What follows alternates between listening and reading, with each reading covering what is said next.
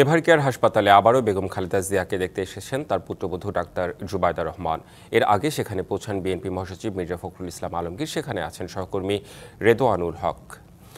রেদওয়ানুল, হাসপাতাল থেকে বেগম খালেদা জিয়ার শারীরিক অবস্থার বিষয়ে সবশেষ কি তথ্য রয়েছে জানাবেন আমাদের।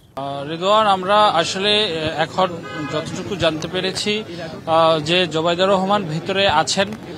আপনি জানেন যে তার যে চিকিৎসক দল রয়েছে এর মধ্যে অন্যতম হচ্ছেন জুবাইদা রহমান। তিনি যখন এর আগে বিদেশ থেকেই সার্বিক তত্ত্বাবধানে ছিলেন, কিন্তু দেশে আসার পরে কিন্তু উনি মেডিকেল বোর্ডের সঙ্গে বিস্তারিত আলোচনা করে বেগম জিয়ার যে স্বাস্থ্যের অবস্থাটি বোঝার চেষ্টা করছেন। যেহেতু তাকে বিদেশে নিয়ে যাওয়া হবে, দীর্ঘ একটি জার্নি আছে, সেই জার্নিতে তার শারীরিক সক্ষমতার বিষয়গুলো পরীক্ষা নিরীক্ষা করে দেখা হচ্ছে।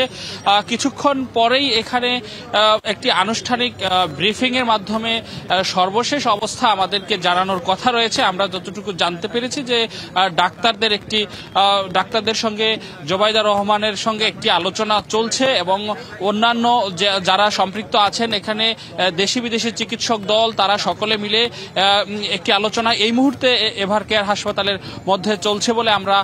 সব মশার বিরুদ্ধে সুরক্ষা দিতে এলো বসুন্ধরা এক্সট্রিম অ্যারোসল, মশার বিরুদ্ধে এক্সট্রিম সুরক্ষা।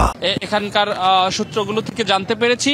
তো আমরা এমনিতে সারাদিন যেই খবর আমাদের হাতে আছে তাতে জানা যাচ্ছে যে খালেদা জিয়ার আসলে শারীরিক অবস্থা স্থিতিশীল রয়েছে, অর্থাৎ খুব বেশি উন্নতির খবরও আমরা যেমনটা পাইনি, আবার অবনতিরও তেমন কোনো খবর আমাদের কাছে নেই। তো সবকিছু মিলিয়ে এখন যে পর্যালোচনাটা চলছে শেষ পর্যায়ের, এখন তারপরে আসলে বোঝা যাবে বা আমরা একটি তথ্য জানতে পারবো যে আসলে খালেদা জিয়ার স্বাস্থ্যের অবস্থার কতটুকু উন্নতি হলো এবং বিদেশে নিয়ে যাওয়ার ক্ষেত্রে তার যে শারীরিক সক্ষমতার যে বিষয়টি রয়েছে।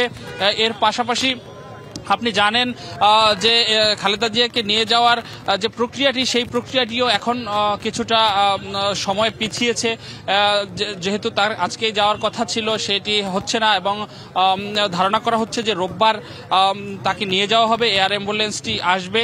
তো সব কিছু মিলিয়ে সেই সময় পর্যন্ত, নিয়ে যাওয়ার যে সময়টি পর্যন্ত খালেদা জিয়ার স্বাস্থ্যের আসলে উন্নতি এবং তার যে প্রতি ঘন্টায় ঘন্টায় যে তার শারীরিক অবস্থার উন্নতিগুলো যে রয়েছে এবং তার যে চিকিৎসার যেহেতু বিভিন্ন দেশ থেকে আপনি জানেন যে বিশেষজ্ঞ চিকিৎসকরা এখানে সম্পৃক্ত আছেন, সবকিছু মিলিয়ে কিন্তু সার্বিক অবস্থাগুলো পর্যালোচনা করা হচ্ছে এবং সেই পর্যালোচনা বৈঠকটি ইতিমধ্যে এখানে চলছে। সেই বৈঠকের শেষে আরো যে তথ্য আমরা পাবো সেটি অবশ্যই আমরা আপনার মাধ্যমে দর্শকদেরকে জানাতে পারবো। এ ছিল এভারকেয়ার হাসপাতালের সামনে থেকে আমার কাছে সবশেষ তথ্য।